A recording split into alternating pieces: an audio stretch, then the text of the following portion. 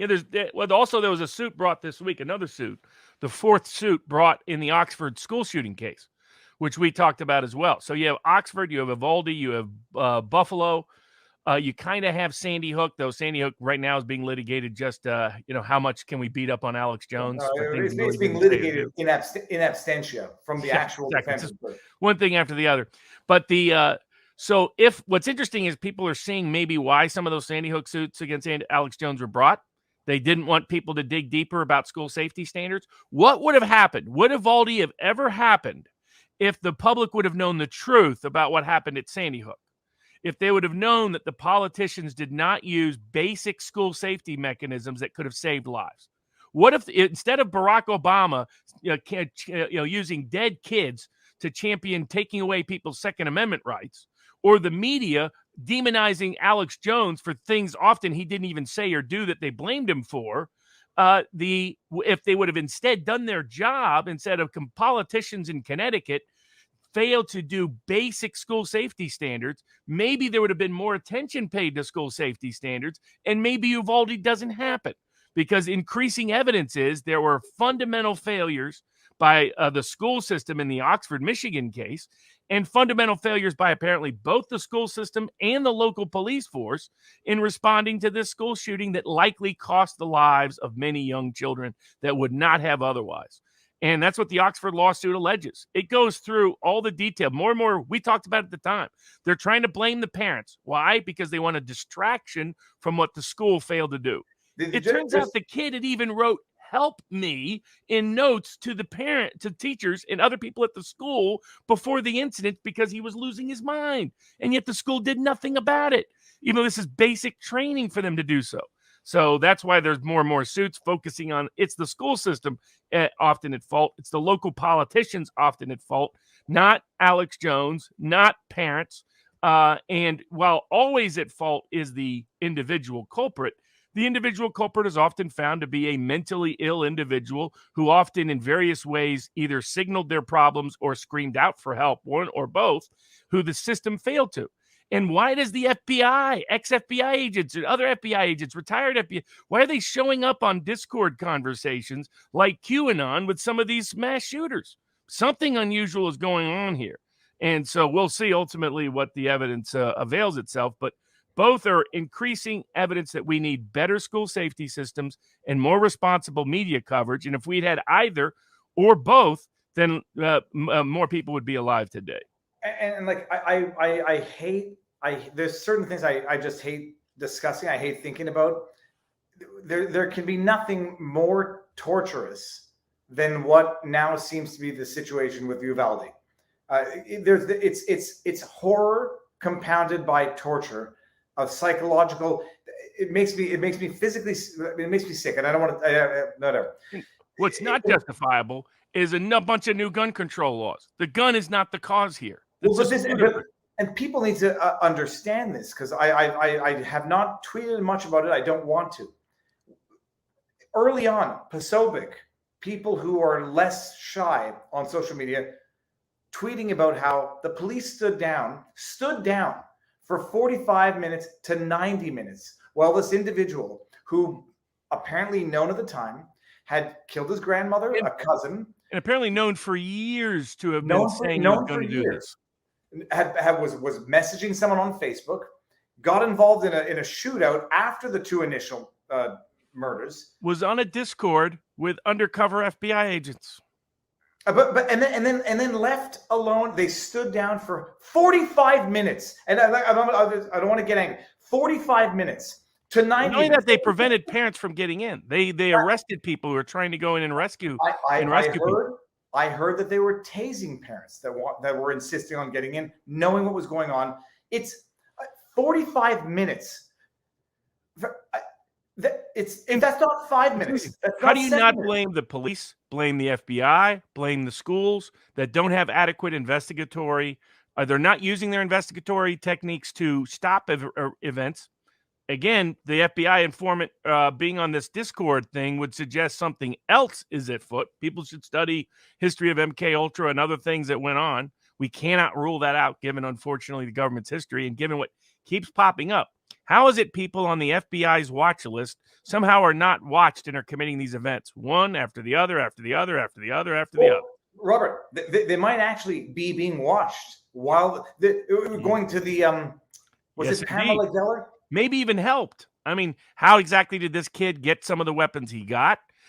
Given their cost, the financial barrier, what he was driving, other things. There are anomalies that have been completely unexplained here that raise serious questions about what happened, but at a minimum should highlight school safety, mental health treatment, public safety response, FBI role. Those are the things we should be investigating and researching and improving. What we should not be doing is sacrificing civil liberties and civil rights. And what we should not be doing is figuring out ways to take away the lawful means of self-defense. Because this same week, a person tried to do a mass shooting in, I believe, West Virginia, and it was an armed person that stopped that from happening and a bunch of people dying. So again, all the evidence shows, even liberals who have studied this on gun control have ultimately conceded, several of them in high-profile books and cases. Publications. A writer for 538 did this. A Washington Post writer, an NPR person confirmed it. That if you dig in, guns save lives a lot more than they lose lives and cost lives. As a matter of just the practicality of it, the lawful exercise of guns is the best defense against lawless action. What is not is so that gun control should not be on the agenda.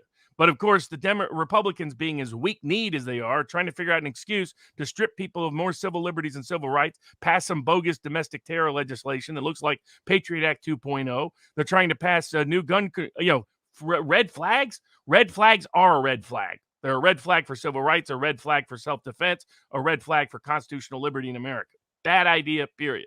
There are other ways to deal with this, which is just adequate FBI investigation instead of FBI instigation, adequate police public policy response, adequate school safety mechanisms, and just those three things, and a little bit better public mental health rather than let's just drug them up to forever. And you do those four things and you're going to save lives. You're not going to save lives by taking away people's ability to defend themselves and others with the means and mechanism the Second Amendment provides for. The thing I can never get over is the idea 45 minutes is two. I'm not being glib. Just appreciate 2 television shows back to back while you know what's going on. And that's on the low end. Some are saying 90 minutes. 90 minutes, it's horrific. It's trauma, it's abuse, and then it's psychological torture. And okay, I had another thought that I was going to get at, Robert, and I think I lost it. It was about hold on. Well, I mean, kids used to take guns to school all the time in America. I mean, ordinary people, and we didn't have this problem. Maybe there's a correlation, right? I mean, do these mass shooters? We know what these mass shooters do. They go to the schools because they get media coverage. Well, there's been plenty of studies on this. It's media coverage that gives them the motivation and incentive to target schools in particular. It's not something that's the only thing that's distinct to America is saturated American media coverage if it's a school shooting. But there's a second reason. They go to the schools because they're unprotected. They're insecure. They know almost nobody there's going to have a gun. That's why they do it. Now, you don't see them trying to shoot up cowboy bars. You don't try to see them shoot up rodeos. There's certain places they don't go because they know they'll be shot the moment they try. So, that's where the focus should be. But of course, the media's focus is going to be, the big problem is that people have a lawful right to defend themselves, and we just got to take that away and monopolize it in the hands of the state.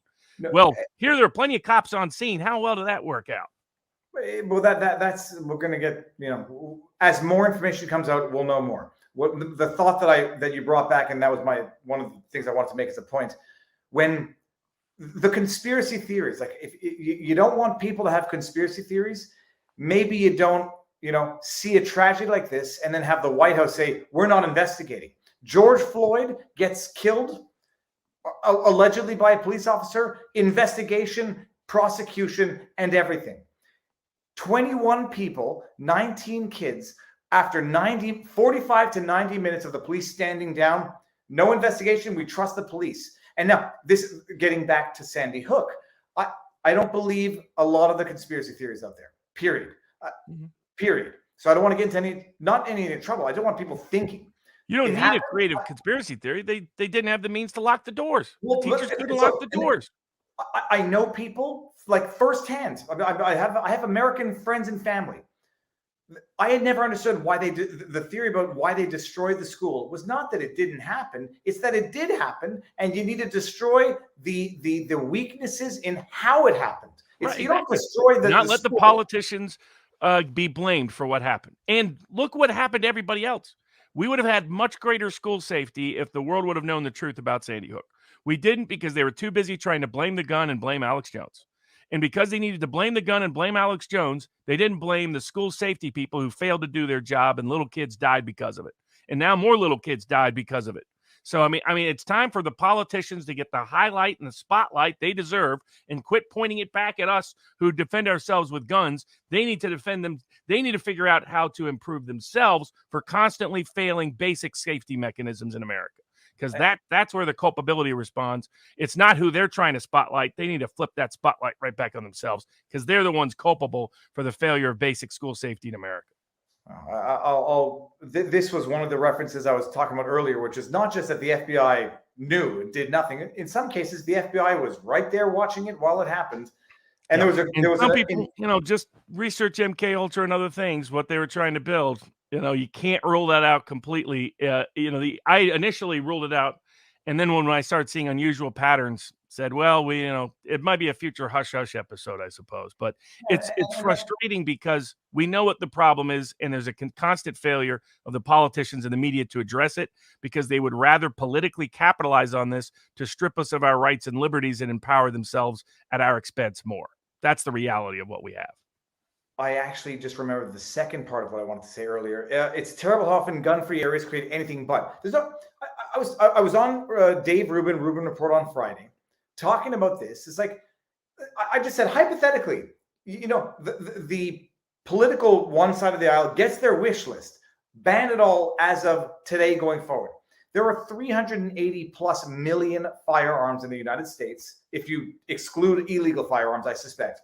70 some odd million rifles. If the guns are the problem, banning the sale going forward will do nothing to quell the existing problem. You have security at banks. In Canada, and I think in proper, well-secured schools in the States, Robert, you have locked doors in every classroom. You have you have a freaking magnet door to get into the school. You have these things. When these things fail, all at once, and then you have the cops show up, knowing what started. However long earlier, apparently some people say a 12-minute shootout in the parking lot before the murderer got into the school. And then you have 45 to 90 minutes stand down. Yeah, I'm sorry. You might think the guns are the problem, and you might have a point on certain respects, but quite clearly something else is a foul here.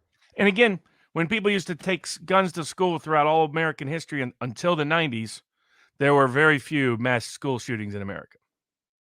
So I think that at some level, the presence of guns is mostly a self-defense mechanism and limits violence, not increases it.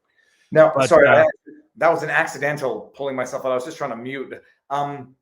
Robert, the second point that I forgot to mention, not to put you on the spot, Robert, what percentage of firearms deaths are suicide?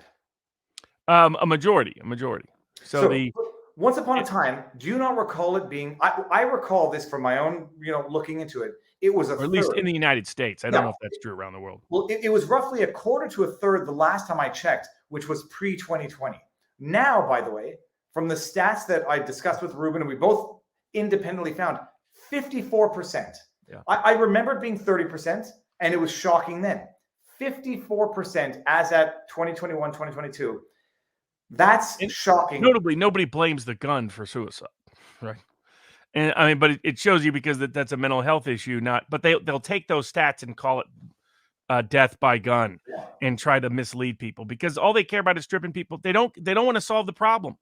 And I mean, quite frankly, I think some people in the media and the left celebrate when these events occur because it serves their purposes and interest. And and they've been obsessed about discouraging anybody asking real questions about these events. The real questions are, why wasn't there basic school safety? Why isn't our mental health practices better? And why does the FBI magically following all these people and never arresting them or catching them when they commit the crime? These are basic questions that should be answered because they keep occurring over and over and over again.